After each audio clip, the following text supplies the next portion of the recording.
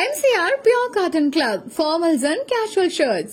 Vicura Wellness Clinic, cool sculpting procedure. Grand Royal Tours ஓட பயணம் பண்ணுங்க. இடங்களும் புதுசு, நினைவுகளும் புதுசு. பெருந்தன்மையை பேரளவில் மட்டுமே பேசும் முதல்வர் 15/10/2025 அன்னைக்கு தமிழக சட்டமன்றத்தில் நமக்கு எதிராக பேசிய பேச்சில் எவ்வளவு வன்மத்தை கக்கியுள்ளார் என்பதையும் எப்படிப்பட்ட ஒரு அரசியல் செய்ய முயல்கிறார் என்பதையும் தமிழக மக்கள் உணராமலா இருப்பாங்க. இந்த கபட நாடக திமுக அரசோட தில்லுமுல்லுகளை தாங்கி பிடிக்க இயலாமல் உச்ச நீதிமன்றத்தில் திக்கு திணறி நின்றது முதல்வர் அவர்களுக்கு மறந்துவிட்டதா? இந்த கரூர் சம்பவத்துக்கு அப்புறமே அவசரமா ஒரு தனிநபர் ஆணையம், இதெல்லாம் ஏன் நடக்குது, எதுக்காக நடக்குது அப்படின்னு ஒட்டுமொத்த தமிழக மக்களும் கேள்வி கேட்க ஆரம்பிச்சாங்க. இதுவும் தமிழக முதல்வர் மறந்துட்டாரா? அதுக்கப்புறம் அந்த தனிநபர் ஆணையத்தை தலையிலேயே கொட்டி வீட்டுக்கு அனுப்பிச்சிட்டாங்க. அது வேற விஷயம். நியாயமான விசாரணை மூலமே அந்த சந்தேகத்தை மீட்டெடுத்தே ஆக வேண்டும் என்றும் உச்சநீதிமன்றம் தமிழக அரசின் தலையில் ஓங்கி நறுக்கு நறுக்கு நறுக்கு என்று கொட்டியதை முதல்வர் அவர்கள் மறந்துட்டாரா? தாவேகாவிற்கு எதிராகவும் நமக்கு எதிராகவும் உயர்நீதிமன்ற மாண்புமிகு நீதியரசர் தீர்ப்பளித்து விட்டதாக விதந்தோதி விழா எடுத்தனர் அல்லவா? அந்த உத்தரவை குறித்து சொல்லும் போது எந்த ஆவணத்தின் அடிப்படையில் அந்த உத்தரவு அமைக்கப்பட்டது? நான் கேட்கல, உச்ச நீதிமன்றம் கேட்டிருக்கிறாங்க. உச்ச நீதிமன்றத்தில் திமுக அரசுக்காக வாதாடிய அறிவார்ந்த மூத்த வழக்கறிஞர்கள் பதில் சொல்ல இயலாமல் வாய் மூடி மௌனம் காத்ததை நாடே இது எல்லாமே அறியாமலோ இல்ல அறியாதது போலவோ உச்சபட்ச அதிகார மயக்கத்தில் இருந்து பேசினாரோ முதல்வர் அவர்கள். மனிதாபிமானம், அரசியல் அறம், மாண்பு இதெல்லாம் எதுவுமே இல்லாம வெறும் பேச்சில மட்டுமே பேசிக்கிட்டு அரசியல் ஆதாயம் தேடுற ஆட்டத்தை ஆடத் தொடங்கிவிட்டார் முதல்வர் அவர்கள். மக்கள் தீர்ப்புக்கு தலை வணங்குகிறோம் அப்படின்ட்டு அந்த அறிக்கையை வெளியிட்டு இப்ப அறிவாலயத்துல போய் ஓடி ஒளிஞ்சுப்பாங்க. இப்பவே ரெடி பண்ணி வச்சுக்கோங்க அந்த அறிக்கையை. எப்படி? மக்கள் தீர்ப்புக்கு தலை வணங்குகிறோம். என் நெஞ்சில் குடியிருக்கும்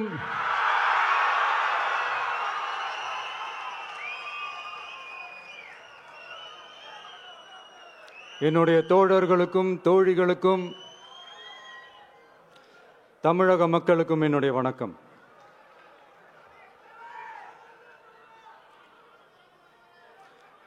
நம்ம குடும்ப உறவுகளை இழந்ததுனால சொல்ல முடியாத வேதனையிலும் வலியிலும் இவ்வளவு நாளா இருந்தோம். அப்படிப்பட்ட அந்த சூழல்ல நம்ம சொந்தங்களின் மனம் பற்றி இருக்க வேண்டியது நம்மளுடைய கடமை. அதனாலதான் அவங்களோட சேர்ந்து அமைதி காத்து வந்தோம். ஆனா இப்படி அமைதி காத்து வந்த நேரத்தில் நம்மளை பத்தி வன்ம அரசியல் வலைகள், அர்த்தமற்ற அவதூறுகள்னு இந்த மாதிரி நிறைய விஷயங்கள் நம்மளை பத்தி பின்னப்பட்டன, பரப்பப்பட்டன. இது எல்லாமே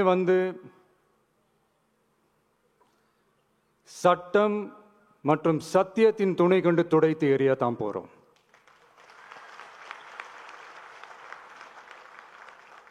பட் அதுக்கு முன்னாடி தமிழக சட்டமன்றத்தில் நமக்கு எதிராக நிகழ்த்தப்பட்ட ஒரு உரைக்கு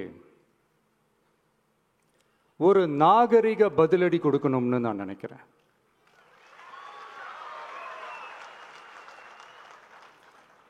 அரசியல் செய்ய விருப்பமில்லை, அரசியல் செய்ய விருப்பமில்லைன்னு அடிக்கடி சொல்ற முதல்வர் நம்மளை குறிப்பிட்டு பல்வேறு அவதூறுகளை பதிவு செய்வதன் வாயிலாக பெருந்தன்மையை பேரளவில் மட்டுமே பேசும் முதல்வர் 15/10/2025 அன்னைக்கு தமிழக சட்டமன்றத்தில் நமக்கு எதிராக பேசிய பேச்சில் எவ்வளவு வன்மத்தை கக்கியுள்ளார் என்பதையும்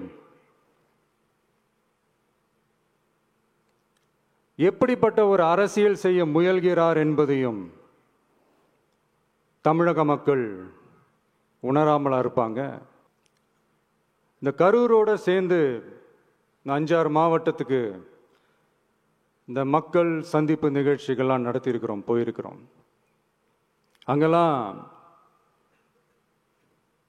இந்த லாஸ்ட் மினிட் வரைக்கும் எங்களுக்கு அந்த இடம் கொடுப்பாங்களா மாட்டாங்களா, பெர்மிஷன் தருவாங்களா மாட்டாங்களா, இப்படியே இழுத்து அடிச்சுக்கிட்டு இருப்பாங்க. தான் நாகப்பட்டினத்தில் சொன்னது மாதிரி தான்.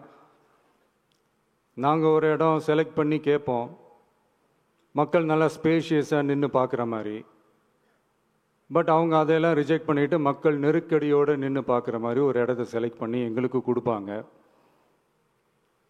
இது டிஃபால்ட்டாக எல்லா இடத்துலையும் இந்த ஒரு ஆர்கியூமெண்ட் நடந்துட்டுருக்குன்னு வைங்க. அது மட்டும் இல்லை, இந்தியாவிலேயே எந்த ஒரு அரசியல் கட்சி தலைவருக்கும் கொடுக்கப்படாத கண்டிஷன்ஸ். பஸ்ஸுக்குள்ளேயே இருந்து பார்க்கணும், மேலே கை காட்டக்கூடாது, இப்படிலாம் ஒரு அதீத கட்டுப்பாடுகளை கொடுத்த உடனே எங்கள் சைட்லேருந்து ஒரு அறிக்கையும் வெளியிட்டோம். அது மட்டும் இல்லை, தமிழக வெற்றி கழகம் சார்பாக அனைத்து கட்சிகளுக்கும் சமமாக ஒரு முறையான ஒரு பொது வழிகாட்டு முறைகள் SOPஸ்ன்னு சொல்லுவாங்க, அதையும் வழங்கணும்னு சொல்லி உயர்நீதிமன்றத்தையும் நாடி இருக்கணும். இதுவும் தமிழக மக்கள் உணராமலா இருப்பாங்க? இப்படி ஒரு அரசியல் காழ்ப்புடன், நேர்மை திறனற்று நம்மளை பற்றி குற்றம் சாட்டியுள்ள குறுகிய மனம் கொண்ட முதல்வர் அவர்களுக்கு ஒரு சில கேள்விகள்.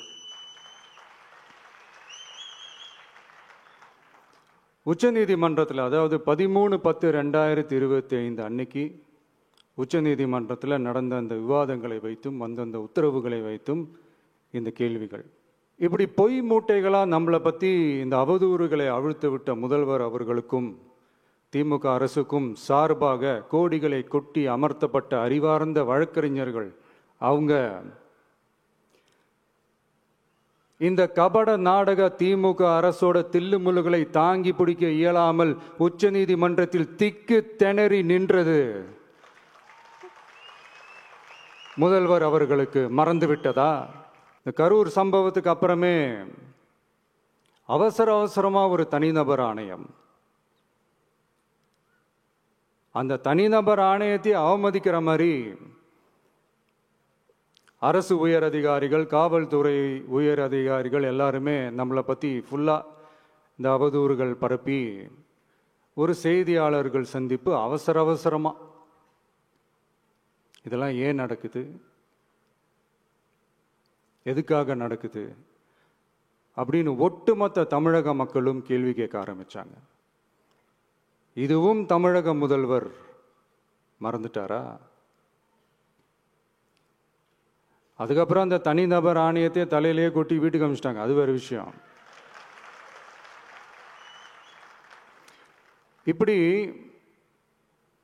இப்படிலாம் கேள்வி கேட்ட உடனே ஏதாவது பதில் சொல்லி ஆகணும்ல. அதனால சட்டமன்றத்தில் பேசும்போது உண்மை நிலையை தெளிவுபடுத்தத்தான் அப்படின்னு ஏதோ இந்த சட்ட ரீதியாகவும் சத்தியத்திற்காகவும் நடந்தது போல ஏதோ சாமர்த்தியமாக பேசுறதா நினச்சி பேசியிருக்காங்க. இப்படி ஒரு 50 வருஷமா பொது வாழ்க்கையில் இருக்கிற ஒருத்தவங்க ஒரு முதல்வர் அவர்கள் சொன்னது எவ்வளவு பெரிய ஒரு வடிகட்டின பொய், சப்பை கட்டுன்னு நான் சொல்லலை, உச்ச நீதிமன்றம் சொல்லியிருக்கிறாங்க. அவங்க சொன்னதெல்லாம் கொஞ்சம் என்னன்னு கொஞ்சம் லைட்டா பார்ப்போமா?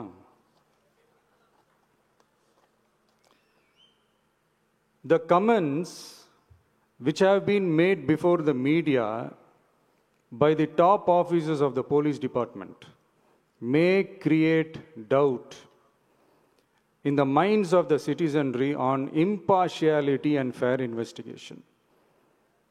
The faith and trust of the general public on the process of investigation must be restored in the criminal justice system. அதாவது அரசு காவல் உயர் அதிகாரிகள் ஊடகங்களிடம் பேசியது என்பது பொதுமக்களிடையே நியாயமான விசாரணை நடக்குமா என்ற சந்தேகத்தை ஏற்படுத்தக்கூடும் என்றும்,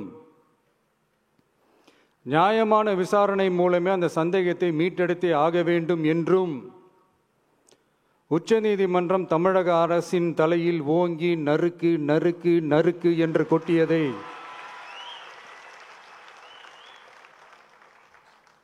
முதல்வர் அவர்கள் மறந்துட்டாரா?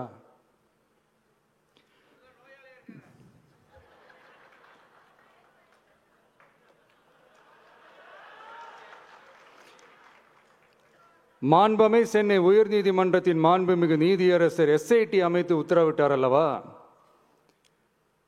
அந்த உத்தரவை ஏதோ சட்டத்தின் மீதும் நீதி பரிபாலனத்தின் மீதும் மரியாதை கொண்டவர்கள் போல ஒரு நாடகத்தனமான கொண்டாட்டத்தை திமுகவும் திமுகவிற்கு ஒத்து ஊதுவோரும் நடத்தி கூத்தாடி குதூளித்தனர் அல்லவா?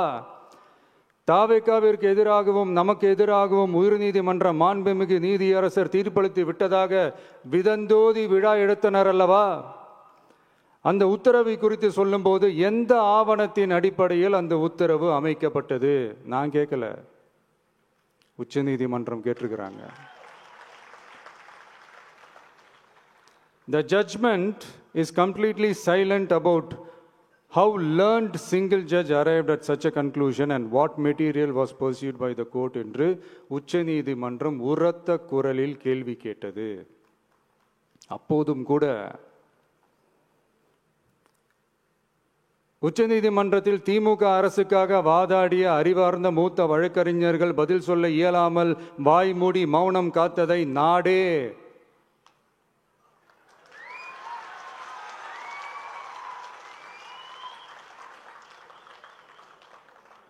பார்த்ததல்லவா?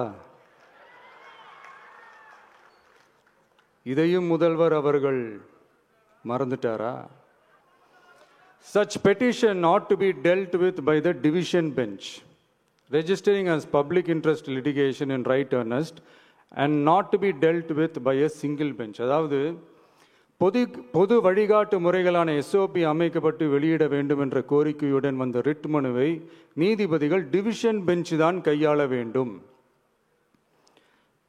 தனி நீதிபதி பெஞ்ச் கையாளக்கூடாது என்றும் உச்ச நீதிமன்றம் சொன்னதல்லவா? அது மட்டுமா, கோரிக்கையே இல்லாமல் எஸ்ஐடி அமைக்கப்பட்டது எந்த வகையில் சரி என்றும் கேள்வி எழுப்பியது உச்ச நீதிமன்றம். இது எல்லாமே அறியாமலோ இல்லை அறியாதது போலவோ உச்சபட்ச அதிகார மயக்கத்தில் இருந்து பேசினாரோ முதல்வர் அவர்கள்? மனிதாபிமானம், அரசியல் அறம், மாண்பு இதெல்லாம் எதுவுமே இல்லாம வெறும் பேச்சில் மட்டுமே பேசிக்கிட்டு அரசியல் ஆதாயம் தேடுற ஆட்டத்தை ஆடத் தொடங்கிவிட்டார் முதல்வர் அவர்கள். இதெல்லாம் என்ன அவங்களுக்கு புதுசா? என்ன 1969க்கு அப்புறமே எப்போ கட்சி அவங்க கைக்கு வந்ததோ, இன்னும் குறிப்பாக சொல்லணும்னா 1972க்கு அப்புறம் கேள்வி கேட்க ஆளே இல்லாமல் போச்சு இல்லை, அதுக்கப்புறமே இந்த திமுக தலைமை இப்படி தானே இருக்குது. இப்போ நாங்கள் கேட்டோமே இந்த சில கேள்விகள்லாம், இதெல்லாம் நான் கேட்கல, சுப்ரீம் கோர்ட் கேட்டிருக்கு. இதனால என்ன புரிய வருது? இந்த கவர்மெண்ட் நடத்துகிற அந்த விசாரணை மேலே சந்தேகம் ஏற்படுதுன்னா அதுக்கு என்ன அர்த்தம்? உங்க மேல நம்பிக்கை இல்லைன்னு அர்த்தம்.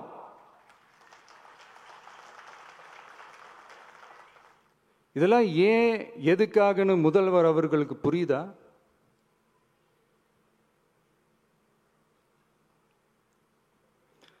சுப்ரீம் கோர்ட் சொன்னதோட மட்டும் இல்லை, நிஜத்திலும் இன்னைக்கு மக்களுக்கு இந்த கவர்மெண்ட் மேல இருக்கிற நம்பிக்கை மொத்தமாக மண்ணுக்குள் புதைந்து விட்டது. இதுவாவது முதல்வர் அவர்களுக்கு புரியுதா? புரியலனா 2026 தேர்தலில் இந்த திமுக தலைமைக்கு மக்கள் இன்னும் ஆழமா அழுத்தமா புரிய வைப்பாங்க. அப்ப கூட இவங்க என்ன பண்ணுவாங்க தெரியும்ல, 5 வருஷத்துக்கு ஒரு வாட்டி பழக்க தோஷத்தில் ஒரு அறிக்கை ஒன்று வெளியிடுவாங்களே, மக்கள் தீர்ப்புக்கு தலை வணங்குகிறோம் அப்படின்ட்டு அந்த அறிக்கையை வெளியிட்டுட்டு இப்போ அறிவாலயத்தில் போய் ஓடி ஒளிஞ்சுப்பாங்க. இப்பவே ரெடி பண்ணி வச்சுக்கோங்க அந்த அறிக்கையை. எப்படி? மக்கள் தீர்ப்புக்கு தலை வணங்குகிறோம். நான் போன பொதுக்குழுவில் சொன்னதை தான் இங்கே நான் திரும்பவும் சொல்கிறேன். இயற்கையும் இறைவனும் நம் தமிழக சொந்தங்களின் வடிவில் மாபெரும் மக்கள் சக்தியை நம்ம கூடவே நிற்கும் போது எம் மக்களுக்கான அரசியலை தடுப்பவர் எவர்?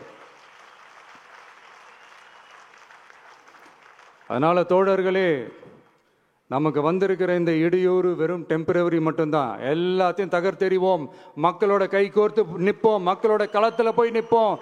நம்ம பயணத்துல தடம் மாறவே மாட்டோம். இப்பவும் சொல்றேன்,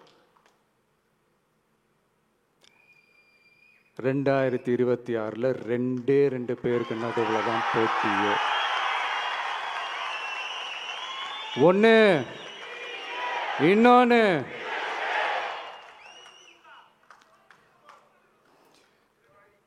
இந்த போட்டி இன்னும் ஸ்ட்ராங்கா மாறப்போகுது. 100% வெற்றி நமக்கு. வாகை சூடுவோம், வரலாறு படைப்போம். கான்பிடென்டா இருங்க, நல்லதே நடக்கும், வெற்றி நிச்சயம். மீண்டும் சந்திக்கும் வரை நன்றி, வணக்கம். MCR Pure Cotton Club, formals and casual shirts. Vicura Wellness Clinic, cool sculpting procedure. Grand Royal டூர்ஸோட பயணம் பண்ணுங்க. இடங்களும் புதுசு, நினைவுகளும் புதுசு.